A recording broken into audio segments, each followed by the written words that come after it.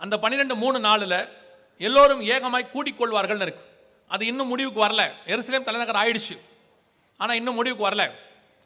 இப்போ பிரான்ஸ் தேசம் இஸ்ரேலுக்கு விரோதமாக ஜூன் மாதம் ஒரு தீர்மானத்தை ஐநால கொண்டு வரணும், எருசலேமை 2ஆக பிரிக்கணும் அப்படின்னு சொன்னாங்க. திடீரென்று இஸ்ரேல் ஈரான் யுத்தம் வந்துடுச்சு. அந்த தீர்மானம் கொஞ்சம் தள்ளி போயிடுச்சு. ஒருவேளை ஃப்யூச்சரில் வரலாம். வந்தாலும் உங்களுக்கு ஒரு உண்மை தெரியணும். என்ன சொல்லுவாங்கன்னா, எருசலேமை 2ஆக பிரிங்க, பாதிய பாலஸ்தீனர்களுக்கும் பாதிய யூதர்களுக்கும் கொடுங்க அப்படின்னு சொல்லுவாங்க. யூதர்கள் என்ன சொல்கிறாங்கன்னா, எருசலேமில் ஒரு பிடி மண்ணை கூட தரமாட்டேன், அது எங்களுது அப்படின்னு சொல்கிறாங்க. உலகம் என்ன சொல்லுதுன்னா, எதுக்கு இப்படி பண்ணுறீங்க, பாதியை கொடுத்துட்டிங்கன்னா பிரச்சனையே சால்வ் ஆகிடுமே அப்படின்னு சொல்கிறாங்க. சரி, உண்மையிலே எருசலேம் யாருது, யூதர்களுக்கும் அதற்கும் என்ன சம்பந்தம் அப்படின்னு சொல்லி நீங்கள் பார்த்தீங்கன்னா, ஒரு 2-3 வசனங்கள் வாசிங்க, அண்டர்லைன் பண்ணி வச்சுக்கோங்க. இன்னும் ஒரு 2-3 மாதத்தில் ஒரு தீர்மானம் ஐநாவில் வரும்போது உங்களுக்கு உண்மை தெரிவதற்காக இதை சொல்லுகிறேன். அப்போ பேப்பர்லலாம் நியூஸ்லலாம் வேறு மாதிரி வரும்போது நீங்கள்லாம் யோசிப்பீங்க, ஏன் இப்படி அப்படின்னு. அப்போ உங்களுக்கு இந்த வசனம் மட்டும் ஞாபகத்தில் வரணும். உண்மையிலேயே எருசலேம் யாருக்கு சொந்தம் அப்படின்னு கேட்டிங்கன்னா, ஆதியாகமத்தின் புஸ்தகம் 14ஆம் அதிகாரம் 18வது வசனத்தை வாசிங்க. 14-18. அன்றியும் உன்னதமான தேவனுடைய ஆசாரியனாயிருந்த சாலேமின் ராஜாவாகிய மெல்கிசேதேக்குக்கு அப்பமும் திராட்சரசமும் கொண்டு வந்து அவனை ஆசீர்வதித்து, வானத்தையும் பூமியையும் உடையவராகிய உன்னதமான தேவனுடைய ஆசீர்வாதம் ஆபிரகாமுக்கு உண்டாவதாக. ஆபிரகாமை பார்த்து மெல்கிசேதேக்கு என்று சொல்லக்கூடிய சாலேமின் ராஜா, சாலேம் என்றால் எருசலேம், சாலேம்னா சமாதானம், எருசலேம் என்றால் சமாதானத்தின் நகரம் அப்படின்னு அர்த்தம். அந்த ஊர் ராஜா அப்பமும் ரசமும் கொண்டு வந்து கொடுத்து ஆபிரகாமோடு கூட உடன்படிக்கை பண்ணுகிறார். இது இன்னையிலிருந்து ஏறக்குறைய 4000 வருஷத்துக்கு முன்னாடி நடந்த ஒரு சம்பவம். 2004 நடந்திருக்கு, கிமு. இப்போ ஆபிரகாமோடு கூட அப்பவே எருசலேம் ராஜா அக்ரிமெண்ட் போட்டார்.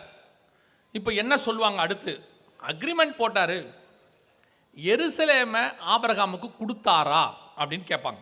அடுத்த வசனம் வாசிங்க. 15ஆம் அதிகாரம் ஆதியாகமத்தின் புஸ்தகம் கடைசி வசனம் வாசிங்க. 15ஆம் அதிகாரம் ஆதியாகமத்தின் புஸ்தகம் கடைசி வசனம். எமோரியரும் கானானியரும் கிர்காசியரும் எபுசியரும் என்பவர்கள் இருக்கிறதுமான இந்த தேசத்தை உன் சந்ததிக்கு கொடுத்தேன் என்றார். ஆபிரகாமுக்கு ஆண்டவர் வாக்கு பண்ண அந்த இடத்துல, எமோரியரும் கிர்காசியரும் இருக்கிற இடத்துல நீங்க வாசிக்கும் போது எருசலேம் அப்படிங்கிறதான அந்த சிட்டி பேர் அங்கே இருக்காது. ஆனால் அங்கே ஒரு பெயர் இருக்கிறது, எபூசு என்று இருக்கிறது. எபூசுனா என்ன வாசிங்க. நியாயாதிபதிகளின் புஸ்தகம் 19ஆம் அதிகாரம் 10வது வசனத்தை வாசிங்க. நியாயாதிபதிகள், ஜட்ஜஸ் 19:10 வாசிங்க.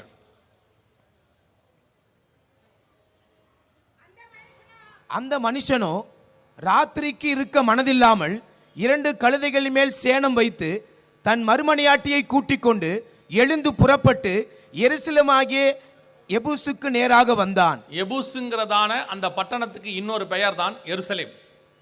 ஆபிரகாமுக்கு 15ஆம் அதிகாரம் கடைசி வசனத்தில் வாக்குத்தத்தம் பண்ணப்பட்டதான சிட்டியில் எபூசு எருசலேமும் இருக்கிறது. அதுவும் ஆபிரகாமுக்கு அல்ல, ஆபிரகாமின் சந்ததிக்கு என்று வேதம் சொல்லுகிறது. அப்பவே ஆண்டவர் ஆபிரகாமின் சந்ததிக்கு அந்த இடத்தை கொடுத்து விட்டார். இப்போ அடுத்த கேள்வி கேட்பார்கள், சரி எருசலேமை ஆபிரகாம் சந்ததிக்கு கொடுத்தாரு, இருந்தது ஈசாக்கு இருந்தாப்ல, அப்படி இருக்கும்போது யாருக்கு அதை கொடுத்தார் அப்படின்னு கேட்டீங்கன்னா அதுக்கும் பதில் இருக்கிறது. ஆதியாகமத்தின் புஸ்தகம் 25ஆம் அதிகாரம் 5வது வசனத்தை 4-5 வசனங்களை வாசிங்க. மீதியானுடைய குமாரர், அடுத்த வசனம், ஆபிரகாம் தனக்கு உண்டான யாவையும் ஈசாக்குக்கு கொடுத்தான். ஆபிரகாமுக்கோ இருந்த மறுமனையாட்டிகளின் பிள்ளைகளுக்கோ ஆபிரகாம் நன்கொடைகளை கொடுத்து தான் உயிரோடு இருக்கும் போதே அவர்களை தன் குமாரனாகிய ஈசாக்கை விட்டு கிழக்கே போக கீழ் தேசத்துக்கு அனுப்பிவிட்டான். வசனம் தெளிவா இருக்கு. எல்லாரையும் உயிரோடு இருக்கும் போதே ஆபிரகாம் அனுப்பிட்டாரு. தங்கிட்ட இருந்த வாக்கு தத்தத்திலிருந்து ஆண்டவர் கொடுத்த எல்லாத்தையும் ஈசாக்குக்கு கொடுத்து விட்டார்னு இருக்கு. ஈசாக்குடைய சந்ததி தான் யாக்கோபு, யாக்கோபுடைய சந்ததி தான் யூதா, யூதாவுடைய சந்ததி தான் தாவீது, தாவீது 33 வருஷம் எருசலேமிலே அரசாண்டார். அவருக்கு பிறகு சாலமோன் 40 வருஷம் அரசாண்டார். எக்கோனியா ராஜா காலம் வரைக்கும் எருசலேம் யூதர்கள் வசம் இருந்துச்சு. எப்படி பார்த்தீங்கன்னாலும் எருசலேம் யூதர்களுக்கு சொந்தம். சரி, அடுத்து அதெல்லாம் பைபிள் காலம், சும்மா கதை சொல்லிக்கிட்டு இருக்கிறாங்க. மாடர்ன் ஏஜுக்கு வாங்க. இன்னைக்கு எருசலேம் யாருக்கு சொந்தம் அப்படின்னு சொன்னீங்கன்னா 1967 ஜூன் மாதம் 5ஆம் தேதி யுத்தத்தை நீங்கள் பார்த்தீர்கள். இந்த யுத்தத்தின்படி அது எருசலேம் யூதர்கள் வசம் வந்துருச்சு.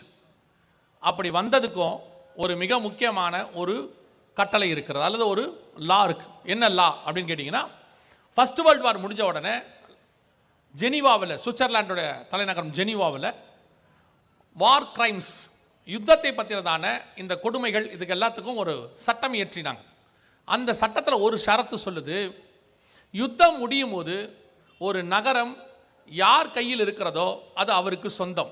அந்த யுத்தத்தில் முன்னேறும் பொழுது அந்த நகரம் யாருக்கு சொந்தமோ அது அவருக்கு தான் சொந்தம். அவர் பிடிச்சிட்டாருன்னா அவருக்கு தான். அதான் ஜெனீவா ஒப்பந்தம்னு சொல்லுவாங்க.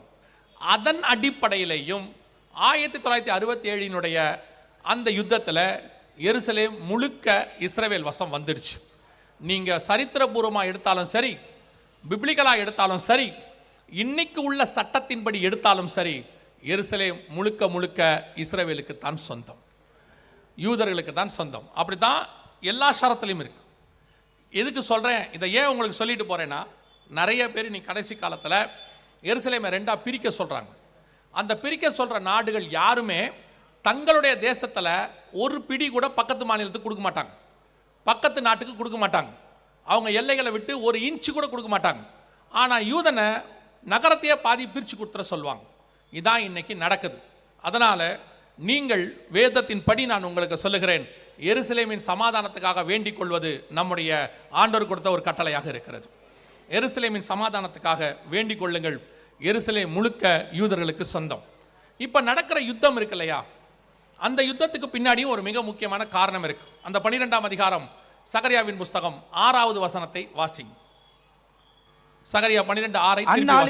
அந்நாளிலே யூதாவின் தலைவரை, இந்த யூதாவின் அந்நாளில் யூதாவின் தலைவர்னு இருக்கல, கவனிங்க, இது இப்ப நடக்கிற சம்பவம். 12:6 இப்ப நடந்துகிட்டு இருக்கிற சம்பவம். அந்நாளிலே யூதாவின் தலைவரை அப்படின்னு இருக்குது இல்லையா. எந்நாளிலேன்னு கேட்டீங்கன்னா, எருசலேம் திரும்பவும் தலைநகராக மாறுற அந்நாளிலே 2017-18 யூதாவின் தலைவராக இருந்தவர் இப்பொழுது இருக்கிறதான பென்யமின் நெத்தன்யாகு. இவர் தான் யூதாவின் தலைவர். அவர் காலத்தில் தான் எருசலேம் திரும்பவும் அதன் தலைநகராக மாறிச்சு. இப்போ வாசிங்க. அந்நாளிலே யூதாவின் தலைவரை, பென்யமின் நெத்தன்யாகுவை, விறகுகளுக்குள்ளே எரிகிற அக்கினி அடுப்புக்கும் வைக்கோல் கட்டுகளுக்குள்ளே எரிகிற தீவெட்டிக்கும் ஒப்பாக்குவேன். அவர்கள் வலதுபுறமும் இடதுபுறமுமாக புறப்பட்டு சுற்றிலும் இருக்கிற எல்லா ஜனங்களையும் பட்சிப்பார்கள். எருசலேம் திரும்பவும் தன் ஸ்தானமாகிய எருசலேமிலே குடியேற்றப்பட்டிருக்கும். இதுதான் இப்ப நடந்துட்டு இருக்கு. எல்லா பக்கமும் சிரியா, ஹிஸ்புல்லா, லெபனான், ஈரான் வரைக்கும் இடதுபுறமும் வலதுபுறமும் அவர்கள் சுற்றில் இருக்கிற எல்லா ஜனங்களையும் பட்சிப்பார்கள். எருசலேம் திரும்பவும் தன் ஸ்தானமாக எருசலேமிலே குடியேற்றப்பட்டிருக்கும். கர்த்தர் சொன்ன இந்த சகரியா 12:6 இந்த காலகட்டத்தினுடைய தீர்க்க தரிசனம் துல்லியமாக நடக்குது. இன்னொன்று நல்லா தெரிஞ்சுக்கொள்ளுங்க, இவர்கள் சுற்றில் இருக்கிற எல்லா ஜனங்களையும் பட்சிப்பார்கள். இப்போ மீண்டும் எருசலேமுக்கு ஒரு சண்டை வரும், எருசலேமை எடுக்கிற சண்டை வரும். அந்த சண்டையில் எருசலேம் தலைநகராக மாறும். இந்த சண்டையில் நல்லா கவனிச்சு பார்த்தீங்கன்னா, இஸ்ரவேலில் ஒரே ஒரு சிட்டி மட்டும் நல்லா அடி வாங்குது. நல்லா கவனிச்சு பார்த்தா தெரியும், ஒரு சிட்டி நல்லா அடி வாங்குது. எந்த சிட்டின்னு கேட்டிங்கன்னா, டெல் அவிவ் அப்படிங்கிற பட்டணம், அதோடையதான பென்குரியன் ஏர்போர்ட்ல இருந்து எல்லாமே அடி வாங்குது. என்ன காரணம்? அதுக்கும் யூதம் தான் காரணம். என்னன்னா, ஆண்டவர் எருசலேமை யூதர்கள் கையில் 2018 கொடுத்துட்டார் தலைநகரா. இன்னைய வரைக்கும் அவங்க தலைநகருக்கான எந்த வேலையும் அதில் செய்யல. டெல் அவிவ் தான் கண்டினியூ பண்ணிக்கிட்டு இருக்கிறாங்க. ஆண்டவர் எருசலேமை தலைநகராக மாற்றி ஆகணும். ஏன்னா எருசலேம் தலைநகராக மாறினாதான் இயேசு கிறிஸ்து வருவதற்கு முன்பதாக நடைபெற வேண்டிய மிக முக்கியமான தீர்க்க தரிசனம் அது. இவங்க எதையுமே அதில் மாற்றாமல் இருக்கிறாங்க. இப்போ டெல் அவிவ் மீண்டும் அடி வாங்கும், அது புழக்கத்திற்கு இல்லாத பட்டணமாய் மாறும். எருசலேம் தலைநகராக மாற்றி தாவீதின் காலத்தை போல மீண்டும் அங்கே அபிஷியல் தலைநகராக மாறும். ஆண்டவர் சொன்ன அந்த தீர்க்க தரிசனம் நிறைவேறதுக்கு தான் இதெல்லாம் நடந்து கொண்டே இருக்கிறது.